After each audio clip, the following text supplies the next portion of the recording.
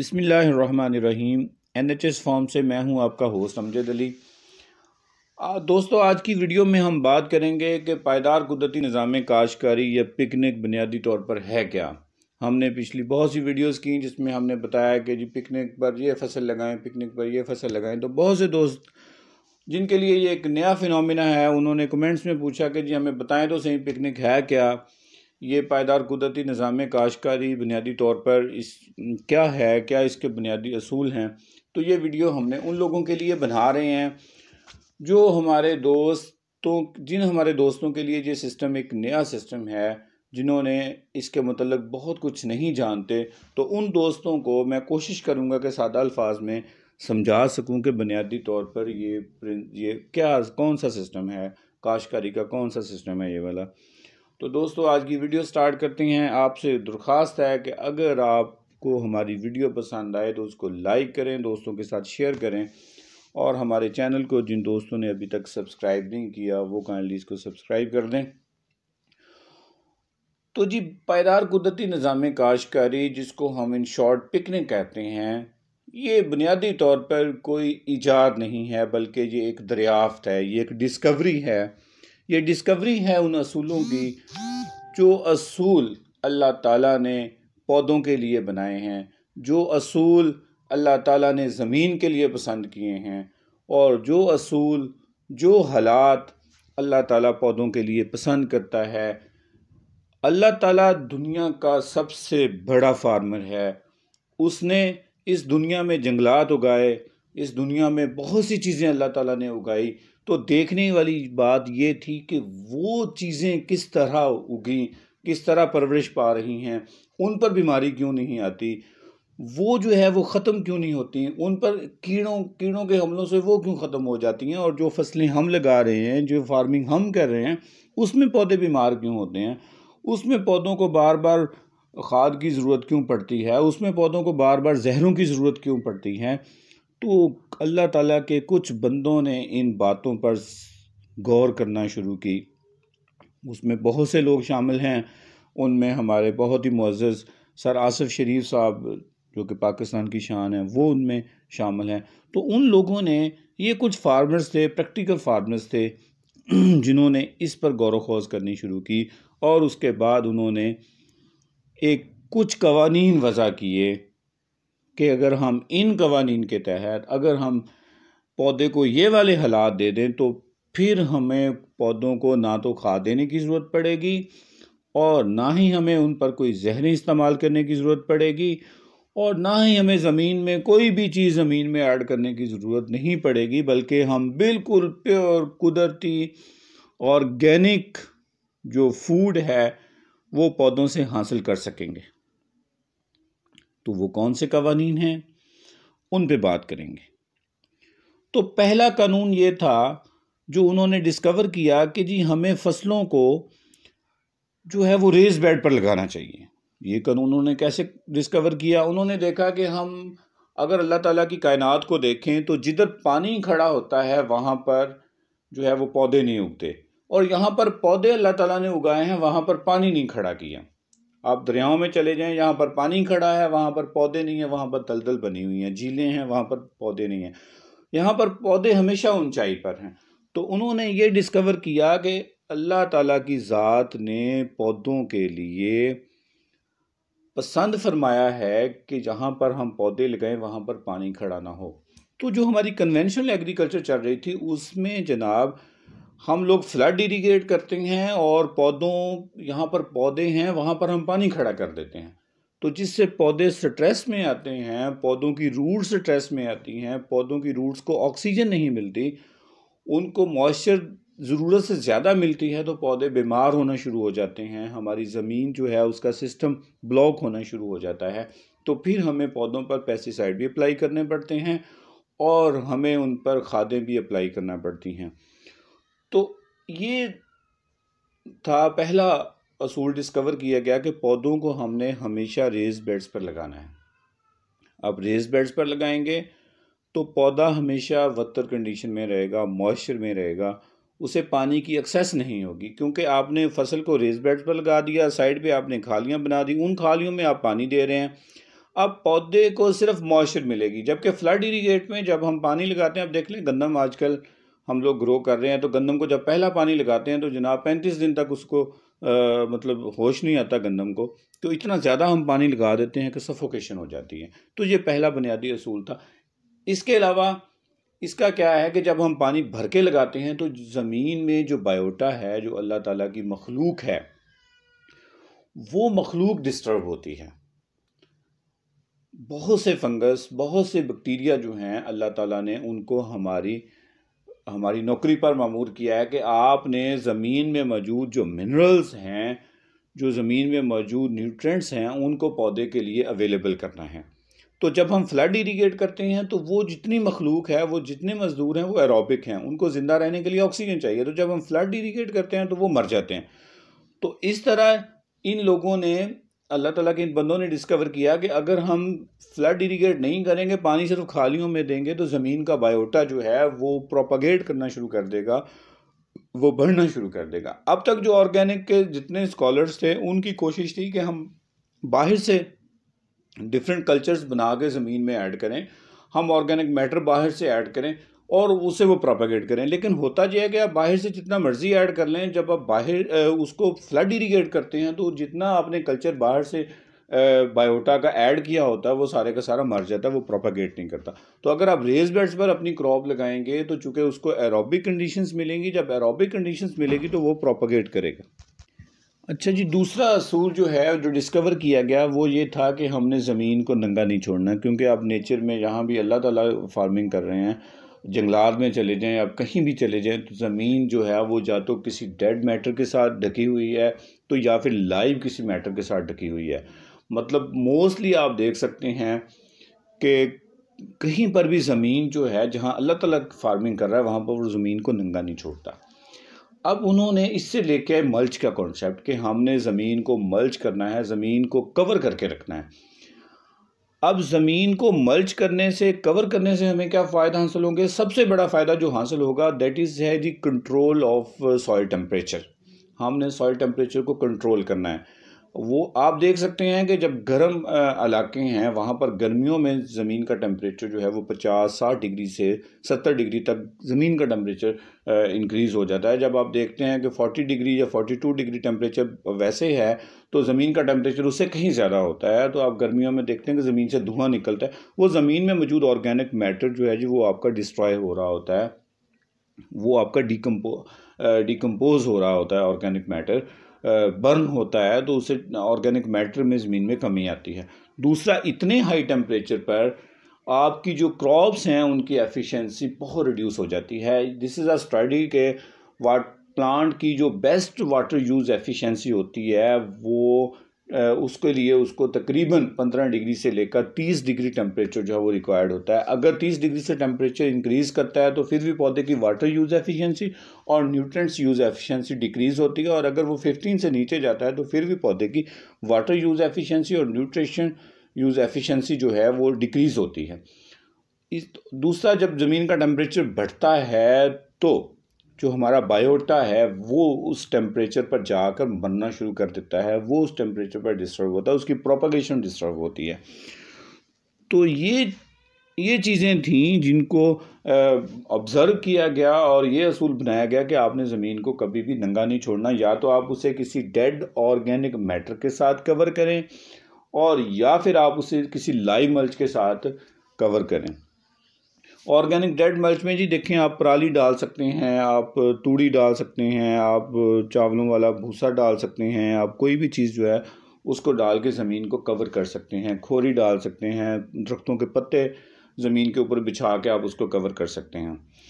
तो लेकिन आपने इसमें इनऑर्गेनिक मल्च जो है वो यूज़ नहीं करनी, प्लास्टिक वगैरह, वो उतनी बेनिफिशियल नहीं है जितनी बेनिफिशियल ये वाली। इससे एक तो ज़मीन का टेम्परेचर कंट्रोल होता है, और ज़मीन, इससे भी अहम बात जो है कि दिन और रात के टेम्परेचर में जो फ्लक्चुएशन है वो रिड्यूस होती है इससे। अब देखें, सर्दियों में दिन का टेम्परेचर बढ़ेगा तो सॉइल टेम्परेचर इंक्रीज़ हो जाएगा, और रात को टेम्परेचर डिक्रीज़ होगा तो सॉइल टेम्परेचर बहुत डिक्रीज़ होगा। ये फ्लक्चुएशन पौधों की सेहत को डिस्टर्ब करती है। इसके अलावा जो गर्मियों में भी ऐसा ही होता है, ठीक है जी, जो दिन और रात के टेम्परेचर का फ़र्क है वो फ्लक्चुएशन पौधों को डिस्टर्ब करती है। अगर आपने ज़मीन को मल्च किया हुआ है तो आपका जो ज़मीन का टेम्परेचर है जी वो ज़्यादा फ्लक्चुएट नहीं करेगा, ज़मीन का टेम्परेचर कंट्रोल होगा, जो कि आपके पौधों के लिए, आपकी ज़मीन की हेल्थ के लिए बहुत ज़्यादा बेनिफिशियल है। और जी तीसरी चीज़ जो डिस्कवर की गई वो ये थी कि आपने हल नहीं चलाना, मतलब आपने ज़मीन में हल नहीं चलाना, आपने जो बेसिक स्टेप्स हैं, हार्ड पैन तोड़ना है, ज़मीन को वाटर वाश करने के बाद आपने बेड बना देने हैं, उन बेड्स को परमानेंट बेड्स होंगे, उन बेड्स को आपने डिस्टर्ब नहीं करना। वो ये नहीं है कि आपने बेड बनाए, फसल ली और फिर उनको डिस्टर्ब करके नए बेड बनाए। तो अगर आप ज़मीन में हल चलाएंगे तो ज़मीन का बायोटा जो है, ज़मीन की मखलूक जो है वो डिस्टर्ब होगी। एक बहुत ही अहम जो है माइक्रोहिजल फंगी जो है, जो कि एवोल्यूशनिस्ट कहते हैं कि दुनिया में इस कायनात में जो सबसे पहली लिविंग थी वो माइक्रोहिजल फंगी थी, उससे सारी की तारी जो मखलूक है वो बनी है। और माइक्रोहिजल फंगी जो है जी वो पौधों की रूट्स के साथ एक सिम्बायोटिक रिलेशनशिप डेवलप करती है कि रूट्स से वो फीड करती है और उधर से जो ज़मीन में मौजूद मिनरल्स हैं, जो न्यूट्रिएंट्स हैं, जो अनअवेलेबल न्यूट्रिएंट्स हैं, उनको पौधे के लिए अवेलेबल करती हैं।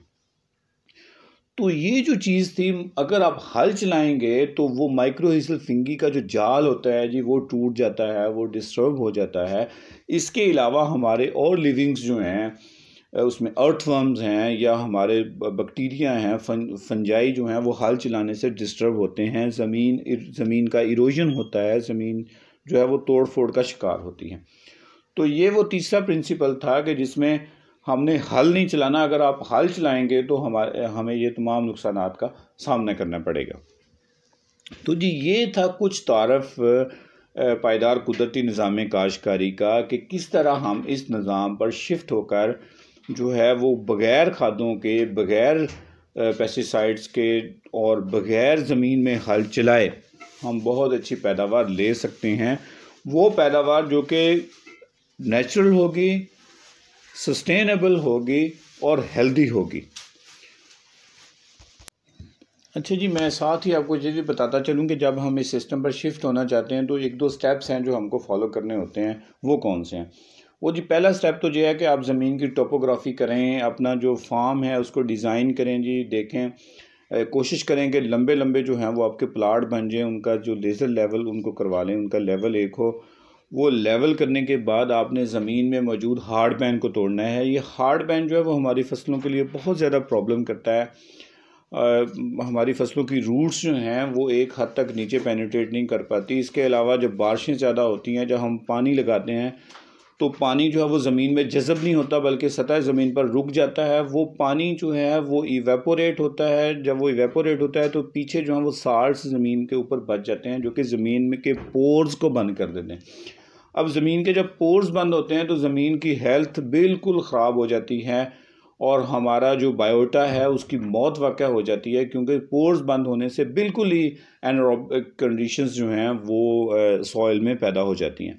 तो हार्ड पैन हमने तोड़ना है। हार्ड पैन तोड़ने के बाद जी हमने अपनी ज़मीन को वाटर वाश करना है। वाटर वाश करने का क्या मकसद है कि जब आप हार्ड पैन तोड़ेंगे उसके बाद आप भर के पानी लगाएंगे तो जितने साल्ट्स जो हैं वो सतह ज़मीन के ऊपर हैं वो लीच डाउन करके नीचे चले जाएंगे और हमारी ऊपर वाली तह जिसमें हमने क्रॉप्स को उगाना है वो साल्ट से पाक हो जाएगी। और जी दूसरा ये है कि अगर आपकी ज़मीन में समझते हैं कि कोई आपकी ज़मीन कलराठी है, साल्ट्स ज़्यादा है, तो फिर आप किसी हद तक कोई 10-15 kg सल्फ्यूरिक एसिड का पर एकड़ के हिसाब से इस्तेमाल भी कर सकते हैं। यहाँ मैं आपको ये बात बताता चलूँ कि जो हम फ्लड इरीगेट करते हैं तो देखें आप बहुत ज़्यादा पानी लगाते हैं, आप पानी चाहे नहर का हो या पानी का सोर्स कोई भी हो उसमें साल्ट्स होते हैं। तो जब भर के पानी लगाएंगे ऊपर से सूरज की रोशनी पड़ेगी, उस रोशनी की वजह से पानी इवेपोरेट कर जाएगा और जो पीछे साल्ट्स हैं वो बच जाएंगे। वो साल्ट्स हमारी ज़मीन में नमकियात की मिकदार को बढ़ाएंगे और हमारी ज़मीन बीमार होना शुरू हो जाएगी। लेकिन जो पिकनिक है, जो पायदार कुदरती निज़ाम काश्तकारी, इसमें चूँकि हम इरीगेट करते हैं सिर्फ फ़रोज़ में, तो फ़रोज़ में एक तो पानी जो है उसकी 80% सेविंग होती है, सिर्फ 20% वाटर जो है वो हमारी फ़रोज़ में हम लगाते हैं। तो ऊपर से हमने ज़मीन को मल्च किया होता है तो पानी जो है वो इवेपोरेशन के ज़रिए नहीं उठता बल्कि ट्रांसपैरेशन के ज़रिए जो है जी पौधा उसको यूटिलाइज़ करता है। मैं यहाँ पर ऐड करता जाऊँ कि वही पानी पौधे के काम आता है जो पौधा ट्रांसपैरेशन के ज़रिए ज़ाया करता है, ट्रांसपैरेशन के ज़रिए फ़िज़ा में खारिज करता है।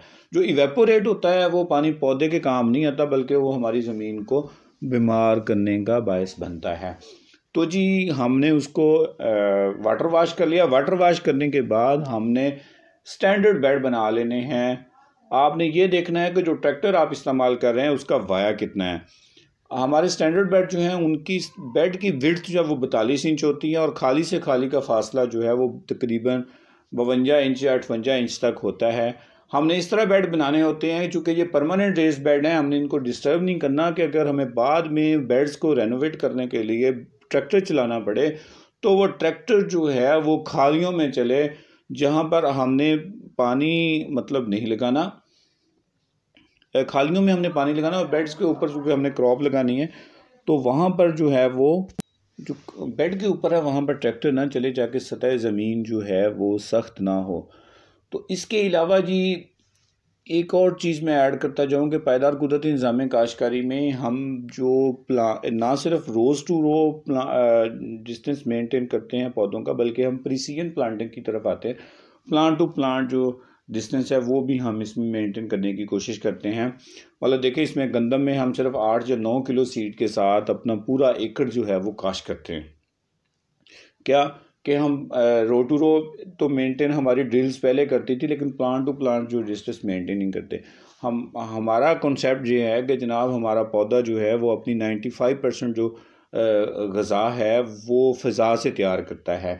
अगर हम उसे प्रॉपर चारों तरफ से प्रॉपर स्पेस देंगे तो वो अपनी बहुत सारी ग़िज़ा जो है वो ख़ुद से तैयार करने के काबिल होता है। तो हमें बाहर से न्यूट्रिशन देने की, हमें बाहर से फर्टिलाइज़र अप्लाई करने की जो है वो ज़रूरत नहीं पड़ेगी। तो इसमें रो टू रो और प्लांट टू प्लांट डिस्टेंस जो है वो हम इस तरह से मेंटेन करते हैं। शुगर केन में हम बिल्कुल ही 4500 5000 नंबर ऑफ़ प्लांट्स रखते हैं। उसमें हमारा देखें तकरीबन 100 मन बीज हम कन्वेंशनल मेथड में लगाते हैं, लेकिन इसमें हमारा जो बीज हम लगाते हैं वो बहुत ही कम बीज होता है। वो तकरीबन 40 किलो 50 किलो 60 किलो तक हम जो है वो अपनी प्लांटिंग उससे कर सकते हैं। ठीक है जी। तो ये जनाब हमारा एक मुख्तसर तारफ़ था पायदार कुदरती निज़ाम काश्तकारी का, कि उसके बुनियादी कवानीन क्या हैं, वो कौन सा उसमें स्टेप्स कौन से हमें फ़ॉलो करने चाहिए। अब भी अगर किसी दोस्त का सवाल हो तो वो हमें कमेंट में पूछ सकता है जी, हम उनको सेटिस्फाइड जवाब देंगे। एंड पर दोस्तों आप लोगों से रिक्वेस्ट है कि हमें हेल्प आउट करें, हमारे चैनल को सब्सक्राइब करें। जो वीडियो जो मैसेज ये एक सदका जारिया है, एक ऐसा चूँकि प्रोसेस है जिसके तहत हम अपने किसान को इकनॉमिकली लिबरेट कर सकते हैं। हम अपने किसान की जो इनपुट्स हैं उनको रिड्यूस कर सकते हैं, उसकी प्रोडक्शन को इन्हांस कर सकते हैं, और यही एक प्रोसेस है जिससे हमारा किसान भी खुशहाल हो सकता है और एक आम बंदे तक सस्ता फूड भी जा सकता है। जो मौजूदा कन्वेंशनल मेथड है उसमें आप देख सकते हैं कि जनाब एक तरफ तो किसान भी घाटे में है और जो हमारा कंज्यूमर है वो भी घाटे में है, क्योंकि किसान इनपुट ही इतनी यूज़ करता है कि अगर उसका क्रॉप जो है वो भारी कीमत में ना बिके तो किसान घाटे में जाता है, और अगर वो भारी कीमत में बिकती है तो वो जो एंड हमारा कंज्यूमर है, जो एक आम कंज्यूमर है, वो बेचारा उसकी वजह से टफ़ हालात का शिकार हैं। तो पायदार कुदरती निज़ाम काश्तकारी है जो एक किसान को भी अच्छी रोज़ी दे सकता है जी, और जो एक आम हमारा कंज्यूमर है, एक आम हमारा शहरी है, उसको भी सस्ती खुराक मुहैया, सस्ती हेल्दी, बिल्कुल हेल्दी नेचुरल खुराक जो है वो मुहैया कर सकता है जी। बहुत शुक्रिया जनाब।